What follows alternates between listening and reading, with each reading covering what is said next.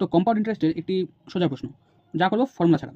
তো প্রশ্ন আমাকে বলেছে বার্ষিক 10% চক্রবৃদ্ধি হারে 18,000 টাকা 3 বছর শেষে সুদে মূলে কত টাকা পাবে। তো আমরা কীভাবে করবো? তো আমরা এক্ষেত্রে কী করবো, মাল্টিপ্লাইং ফ্যাক্টর কনসেপ্টের উপরে আমরা অঙ্কটা করবো।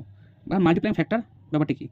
তো আমাকে 10% চক্রবৃদ্ধি সুদের হারে আমাকে বলা হয়েছে। তো 10%কে আমরা এরকমভাবে লিখতে পারি, 1/10 লিখতে পারি। তো যখন চক্রবৃদ্ধি হারে বৃদ্ধি পায় মানে প্রথম বছরে 10-এর থেকে 11 হয়, তারপরে আবার 10-এর থেকে 11 যাবে, আবার পরেও 10-এর থেকে 11 যাবে। তাহলে আমার এখানে কত দাঁড়ালো 1000, আর এখানে 1331।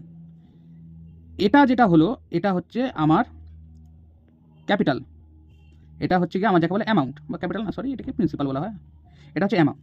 আর এটার মধ্যে এটা যে ডিফারেন্স যেটা আছে, এটা হলো আমার যেমন এখানে 331, এটা হচ্ছে আমার কম্পাউন্ড ইন্টারেস্ট। তো আমাকে কী বলেছে সুদে মূলে কত টাকা পাবে।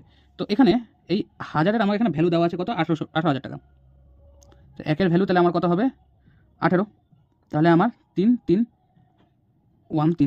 একের ভ্যালু আমার বার করতে হবে। তাহলে কত, 18 18 8 হাতে আছে 1, 54 55 5 হাতে আছে 5, 55 আর 54 আর 5 59 হাতে আছে 5, 18 আর 5 23, 23,958 টাকা।